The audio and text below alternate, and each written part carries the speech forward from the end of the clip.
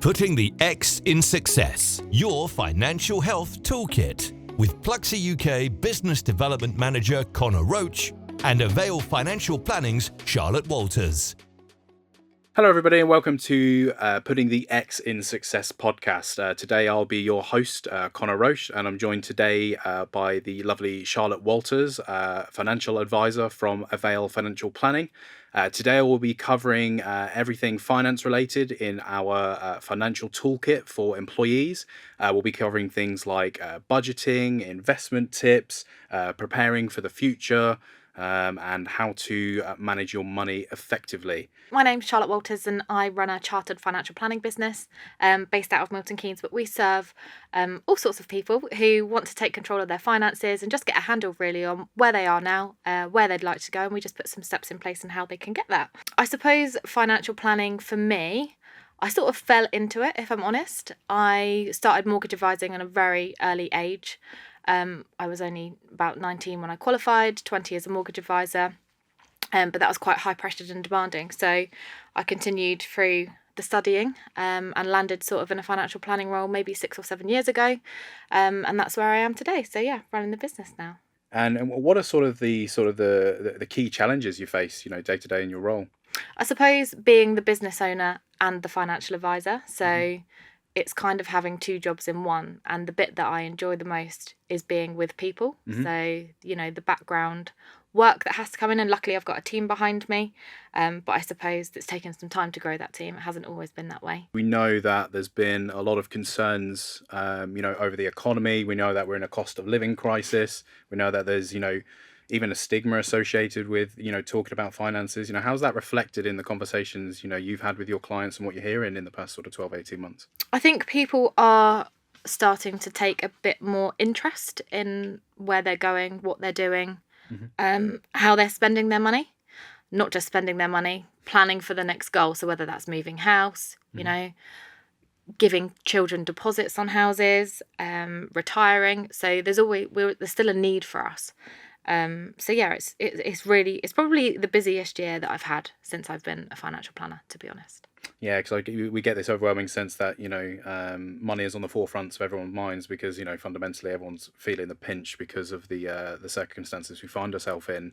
So when it does come to money management and tips, around managing it and affordability of things, what do you think are some of the common pitfalls or traps people might fall into, and how might they go about avoiding that? I think the difficulty is that because we're not really taught how to manage our money from an early age, it's very dependent on whether our parents have taught us this or how they manage their money. It's sort of passed down, isn't it, for generations? So quite a lot of my clients, some of them, earn very average salaries, some of them earn very high salaries. You would be surprised at how many people don't know where they spend their money.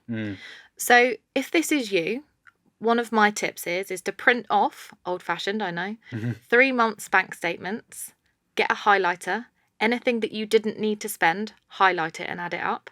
You will be shocked at how many ad hoc coffees, going to the shop to buy dinner rather than planning your weekly shop, how that puts quite a big hole in your finances, and it will help you just become more aware. If it doesn't, I'm not saying to necessarily do anything with that money or stop buying the coffees, but as long as you're aware of it, I think then you've got a choice to make, haven't you? Yeah. I think, I'd completely agree. Awareness is the first step. You can't correct something you're unaware of fundamentally. No. So yeah, I think that's a really good tip, and it could help people manage their money a little bit better. You did mention there about, there's no sort of basic financial education as such, in school years. It certainly was that for me. Do you think it would benefit everyone at large if there was a little bit more? And what kind of changes would you like to see in the education system to help people prepare for these things? Yeah, I think so. I think basic money management, like we're going to speak about today, but I'd use a good example. My stepson said to me, we sold our house, and he was like, so you've got loads of money now? And I was like, well, no, the bank have got loads of money. We've got a bit, but it's just like the concept of, he just thought, oh, you've sold a house for how many hundreds of thousands of pounds? Now you're loaded. And it's sort of like, obviously we have conversations about money as well, because that's what I do.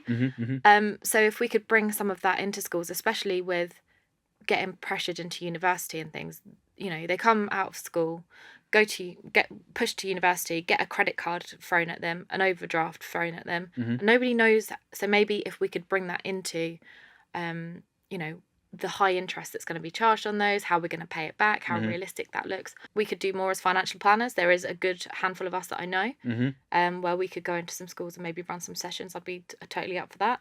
But they should also, I think, add something into their agenda, if you like. I think, that ties into the stigma, doesn't it, a little bit, in terms of you tend to almost mimic what your parents do, almost unknowingly, right? And because people aren't geared up to necessarily have conversations open and frankly about this, sometimes with partners, with family members, with friends, it makes it hard to share that information for people to kind of truly benefit from it. Well, people don't talk about money, do they? So that's why we only really go on what our parents done and their behaviours, because you don't sit with your friends often and go, oh, this is our monthly budget, or we don't really talk about how much we earn, because that's not what we do. Whereas if we did talk about money, shouldn't be put on such a pedestal. The world would probably be a calmer place. People would have less anxieties about it. And they would be more comfortable with what they have or lack of what they have. So that's interesting. Every time I talk to someone like yourself, or you do any sort of independent research online about how to manage your finances, budget comes up again and again and again, right? So from your perspective, what's a budget to you, and how do you get the most out of it? Do I have to bury myself in spreadsheets, or is there more holistic ways I can approach it? Like, what would be your tips and approach on making a budget? Basic. Keep it simple, because if it's too strenuous or it's a big task to sit down and do it every month, you're not going to do it. There are people that love a spreadsheet and they'll spend hours on it, but it's going to turn the average person off. So keep it simple. I have a 1-pager that I send to clients. It's just got all the basics.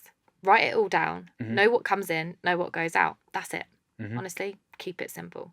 Once we've got our heads around, what's coming in, what's going out, and we're managing our money effectively, we've got a plan for where we want to spend it. We might have even thought about some goals. Like, a topic that comes up a lot is, investing and, trying to get the most out of your money. If you've got spare income, maybe you should be investing it. Maybe it shouldn't sit in a current account. Have you got any tips around how, average Joe or Jane could look at investing some money? Yeah, I think it's important to remember that we always need emergency savings. So if the car breaks down or your washing machine breaks, all those life things that happen, so set that aside. There's not a hard and fast rule on that, just something that you think, if something happened tomorrow and I needed to draw upon it, I've got a slush fund. Beyond that, we've got a lot of different options. So you've got short-term goals, medium and long term. Let's take the average person. Your long term goal is probably retirement. Anything you pay into a pension is really tax efficient. So if it's not money that you need for now or in the next 5-10 years, and you can save it from the most after 57, whack it in your pension, because it's going to be more valuable. It's going to pay no income tax on it. Then I'd have a look at shorter term savings. So once you've got your cash savings, look at an ISA, a stocks and shares ISA.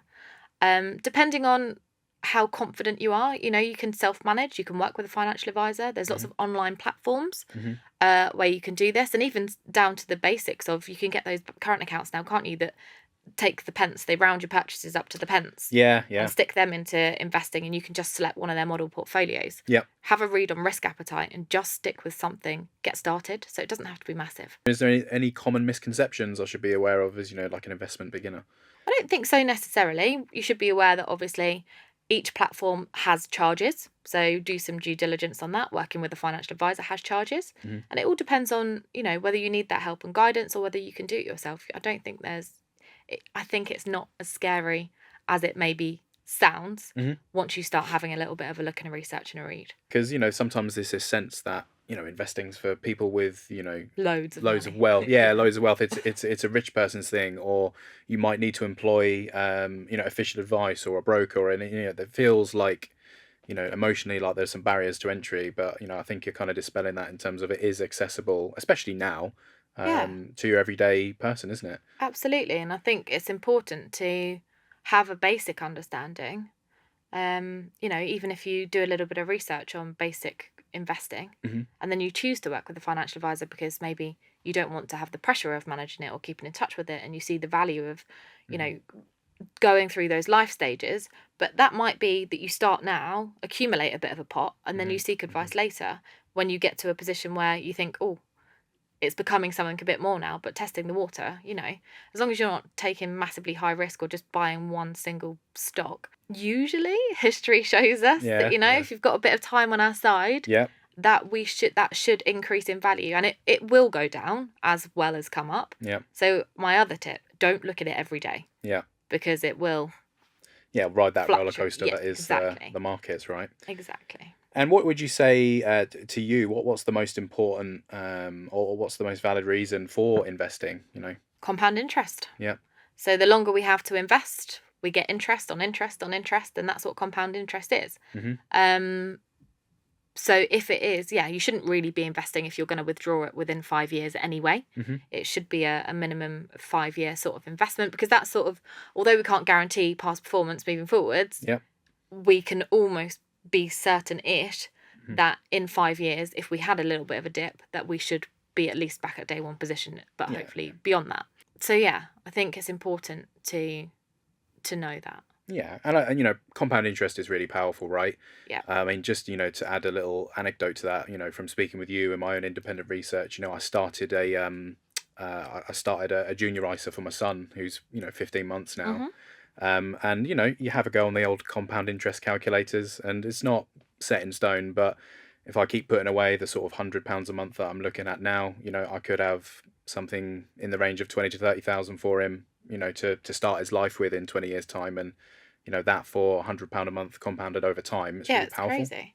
Don't quote me on the definitive figures, because it's been a while since I read it, but an actuary did like an example of compound interest. So you can pay into children's pensions on your behalf, and they're eligible for tax relief. So for £2,800 investment, £3,600 goes into the pension. Okay. So if you paid that in from birth to age 18, the actuary worked out that just by paying in for that period, by the time that child retired, they would have £1 million in their pension just from compound interest and not paying in anything more after age 18. Wow, that's incredible, isn't it? Yeah. So it just goes to show that, you know, it's a marathon, not a sprint, and that given enough time and patience and consistency. Exactly. You've got to believe in the plan and the strategy. You've got to not get uncomfortable when we have a bit of a market dip, because we will have a market dip. Well, one could say we're in one as we speak. Still getting good growth this year, though. So that's really interesting. Let's move on to, you know, the kind of future and, you know, the uncertain times that we live in. You know, we've got a lot of barriers up, or at least seemingly we've got a lot of barriers up to get involved. Do you have any tips or advice or a plan even in terms of how you would approach your finances given the time we occupy? I think it's not only about getting started, it's also don't put pressure on yourself, because it might not be the right time for you right now, but it's about having the tools in your kit to make an educated decision when the right time would be. So don't put pressure. Also, don't overcommit, because you don't want to start investing and then leave yourself short, because that's going to feel like a negative experience. So if it's just a very small amount, just get started. And the more that you get into the habit, the easier it will become. I think as well, what we need to think about is we don't have loads of spare money at the moment. You know, everyone is feeling the pinch. Everything is more expensive, your food shop, this, that, and the other. So we can't say, don't necessarily have to work for a specific financial goal. But you could say that my goal is just creating the habit, rather than putting a financial, monetary figure on it, if you like. Because, the habit is going to create something that's going to serve you for longer. Instead of the commitment to, 200, 500, whatever pounds that is a month. Yeah. And I completely agree. I think everyone needs to fundamentally assess their own financial situation, right? So, you know, you've got to decide almost what is a win for you. So if things are really, really tight, maybe your goal and the win for you, it's not investing every month. Maybe it's avoiding debt. Yeah. Knowing my budget, knowing my income, knowing what I'm spending, and basic money management.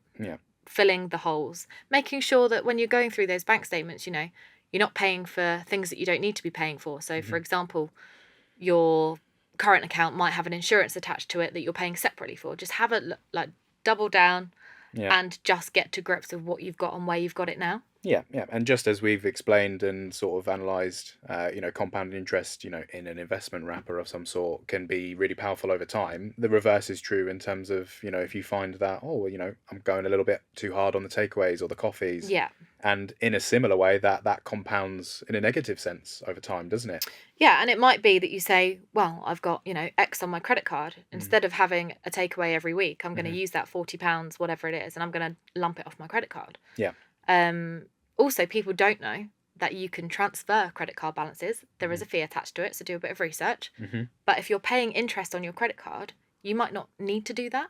So that might be another way of just basic money management, moving it from one card provider to another, paying that small fee, have a look and see whether that's worthwhile, but then actually 100% of your monthly payment is being chopped off the balance.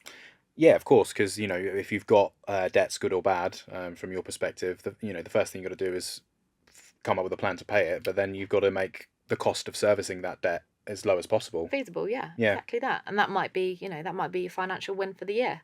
I want to pay off X hundreds of pounds on my credit card. Great. You're going to be in a better position to start the next year than what you're in today.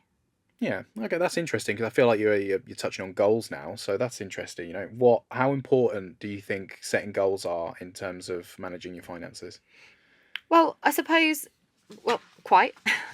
I am a goals-based financial planner, so when I speak to a client, it might be, we don't actually talk about the money. You'll probably be quite surprised at that. So it will be, what do you want to do? What do you want to achieve? Are there any holidays? And quite often clients will say to me, well, how much money do I need to retire? And I'm like, I don't know. What do you want to do when you want to retire? Yeah. Because your retirement versus my retirement versus somebody else's retirement are going to be completely different. Yeah. So I might want to sit at home and read books. You might want to go on 10 grand holidays a year. And Joe Bloggs might want to take up a new fancy golf membership. I'd like to go on one 10 grand holiday. Do you know, it's not like a one-stop shop. So... And that's the same in this scenario, isn't it? So if I sit here and say, what are your goals? You're going to be like, oh, rabbit in a headlight. Yeah.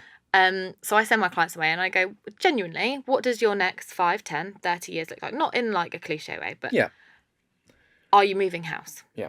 Do you want to, is there a specific car that you need to buy? Is there a specific family holiday that you want to go on? Yeah. And work it backwards. Yeah. For some people, it will be retirement, and that might be 10, 20, 30 years away. Yeah. And if you've got 30 years, it's easier to work back from there. Yeah. So the longer the time frame, the easier it might be to achieve that goal, or at least aim to it. But yeah, goals are super important, and mini goals. Like, what do I want to do in the next 3 months? Well, I want to have printed off those bank statements, highlighted it through, and done a basic income and expenditure document. Yeah. So I know where I'm at. That's it. Don't break it down. Yeah, of course. I think that's really important, right? Not every goal you set has to be grandiose over 25, 30 years, because it's almost too far away. You need to break that down, don't you? Yeah, so you've got your shorter term things, and then you've got your longer term things, which all sort of come together nicely. Yeah. I think that's for me personally, I think one of the reasons goals is important is because when you're trying to, because when we boil this all down, we're talking tips, we're talking finances, but ultimately it comes down to some sort of behavioural change. You need to act different to see a different result, right? And what that goal gives you, at least from my perspective, is it gives you the why. Yeah. If you haven't sat and thought about it, yeah. Why are you doing what you're doing? Yeah, it comes back down to people not talking about money, doesn't it? Because it's unlikely that we're going to sit and have a conversation with your mates at the pub about budgeting. Because it's, firstly, sounds really boring. Secondly, people don't like to do it because they think, I haven't got enough. Yeah. So yeah, it's not like, so yeah, you've got it, like you said, you've got to take control, you've got to take action, you've got to want to change. Yeah, and then there's all sorts of reasons why people don't want to talk about it, right? Some of it is because it's taboo. I wouldn't be surprised if some of it's, just a little bit of ego. You don't want to find out that your friend makes more money than you, or whatever it is, or has a better plan, or has this in his account. Right? Yeah, and that comes back to what I was just saying about, how much do I need for retirement? Yeah. Who cares if your mate earns more than you?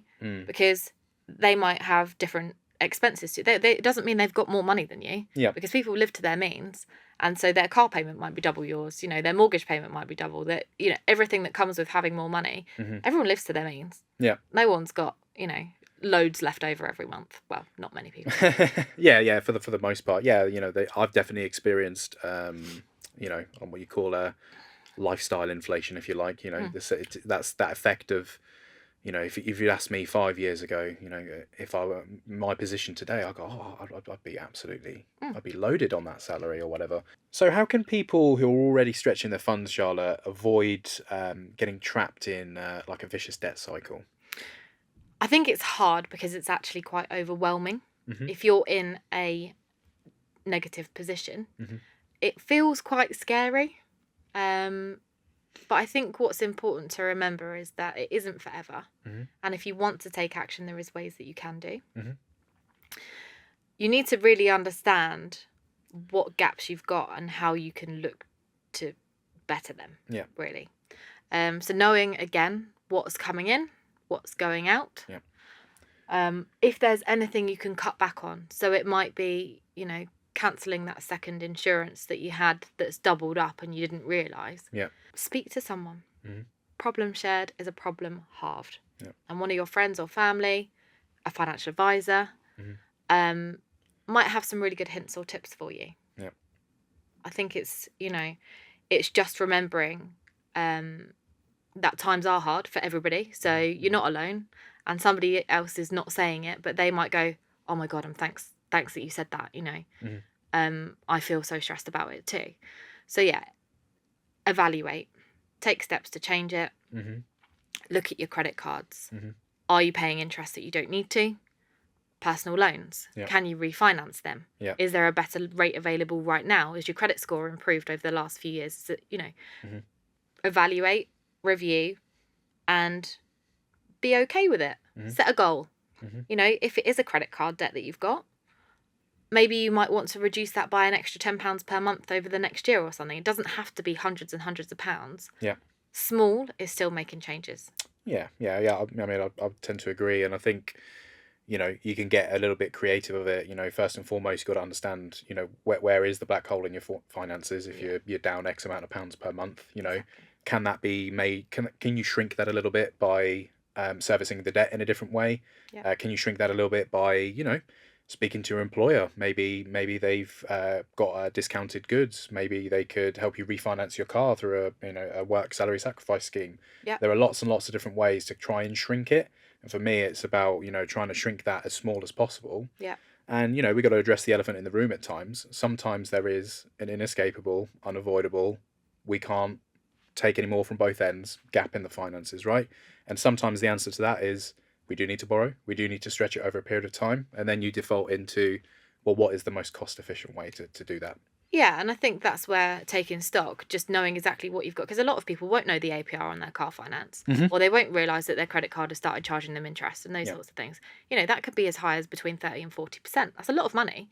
If you can pay a small little transfer fee, I know some credit card providers is 3 or 4.5%. Yes, you're increasing the balance slightly, but you're taking a step forwards rather than keep going backwards with adding interest onto your credit card. So yeah, evaluate and reset, I would say. And, for a lot of people out there, they can seemingly, address it with step one, right? Yeah. Where can I cut back? How can I reshape any debts into something more favourable to me? Because you'd be surprised how much disposable income you think you have that you don't, that you're spending on things that aren't needed, £5 at Starbucks or whatever it is. Exactly. And that's every single day, and you've saved yourself. But also things like, you don't want to stop going out because we still want to live a life and of course, enjoy it. But you mentioned the employee benefits thing. Yeah. I know some of these providers obviously have, you might be able to buy discounted cinema tickets. So it could be as, it's really expensive to go to the cinema now. Yeah. Are you just buying that normally? Have you had a look to see, or can you get 10% cashbacks here and there and all those sorts of things? Are we utilising that? And if you do have a credit card, have you got a rewards credit card? Yeah. Some people who are very good at managing money pay everything on their credit card, get rewards back, and you can cash them in, down to like club cards and things. Yeah. Are you utilising everything that's available? Yeah, you've got to take advantage of the offers that are out there as well, because what that allows you to do is, because ordinarily if these schemes didn't exist, you would be just looking to make cuts. But, in this context, we can make substitutes instead that are, still friendly to your finances, but you don't have to give up on the things you love, because ultimately, No, it's a little bit dry if we just say, "Oh, we can solve everyone's problems by you just can never." don't have a life anymore. Yeah, just don't leave the house, right? Yeah. But it's also like one thing that I do is I online food shop.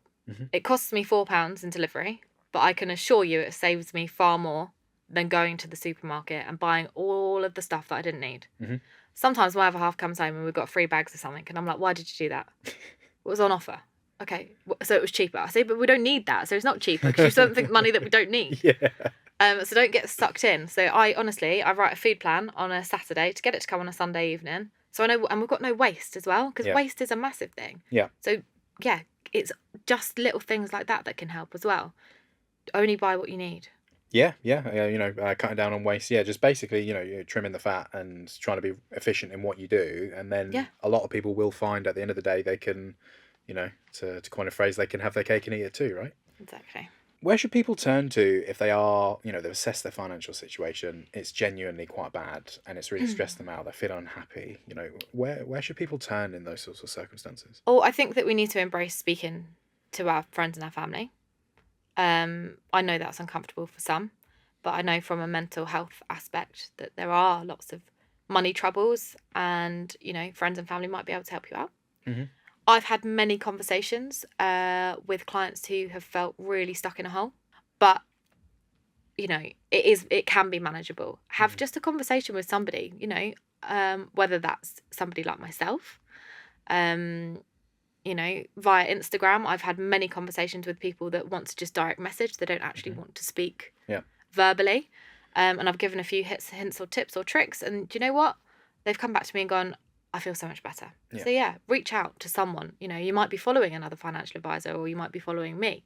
Just have a chat with somebody. I think that's really, really important advice, because, I've certainly experienced it myself, and I've had friends that have experienced it, in terms of it becomes a little bit of a self-fulfilling prophecy. People don't talk about it. People don't get the help that they need. They won't even approach family because there's shame or embarrassment or whatever is associated. And the irony of that is, when you're feeling all those emotions and you're going through it and you're in the thick of it, you make worse financial decisions, which actually makes your life worse. So it all reinforces and compacts itself. And then over a period of time, you go, how did I let it get this bad? Yeah. Whereas if you can just have the conversation now, before it escalates any further, actually, you're making steps to getting out of it and moving forwards, which I think is really important. And it will feel good. Not only, everything will improve, because it will be off of your mind, and you'll be knowing that you're taking action moving forward. So actually, you're probably going to feel a lot happier just generally, not just about money, but, without that big burden on your Perhaps shoulder. it's about making time to speak about money in a holistic way, whether it's good or bad. We've focused on the negative a little bit. It's probably just as important to speak with friends and family when things are going well, right? Or I've been using I use my American Express points to book flights. So I just booked 2 flights to Barcelona for £1 using my American Express. So I always say to people, if you're good at managing money, definitely look at what is there. And if it, some people don't like the use of a credit card, that's fine. Just set it up on a direct debit. I can go, that's a massive saving. If I'd have bought them, that probably would have been £600 worth. By the time you've added all the bags and the seats and the stuff. So share your wins. Or if you've just paid off your credit card, celebrate. Why not?